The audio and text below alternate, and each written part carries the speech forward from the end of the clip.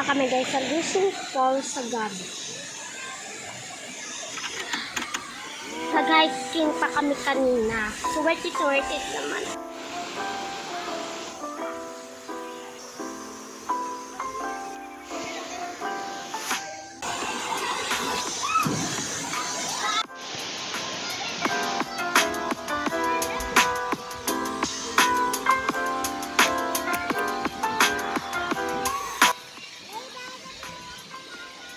Oh my gosh, this is so worth it. Kanina kasi like, sobrang init kanina. Like naliligo na.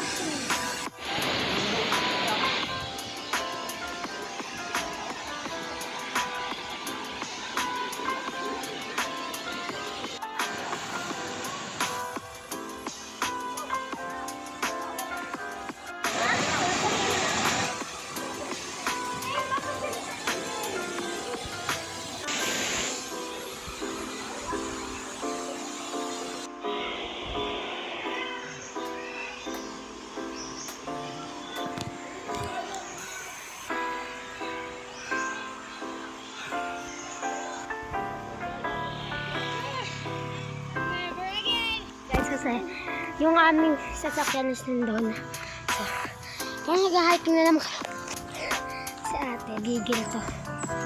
Hiking.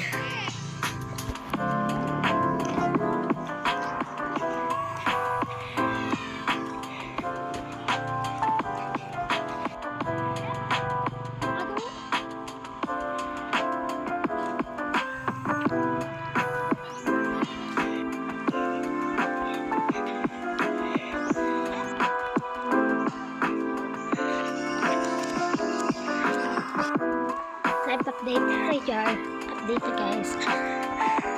Medyo malayo pa talaga yung nalakaran namin.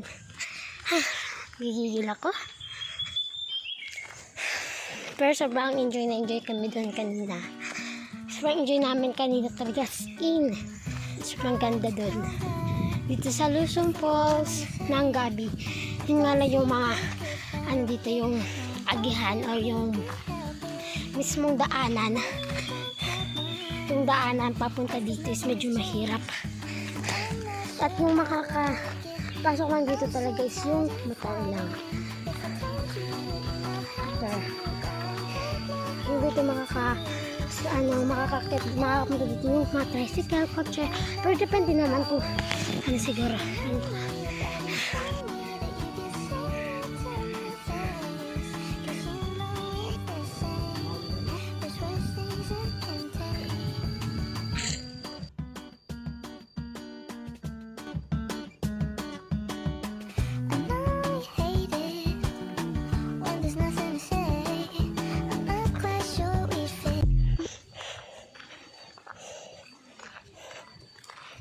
Hi guys! Yes, update lang. Nakarating na kami dito sa bahay.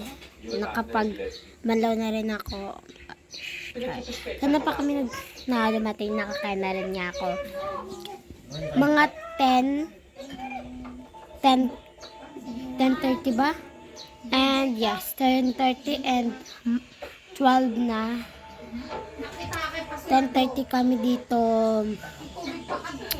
10:30 kami dumating, and then hindi na ako nakapag-video hindi na pagpawin namin kasi sobrang hassle na mag-video kasi sobrang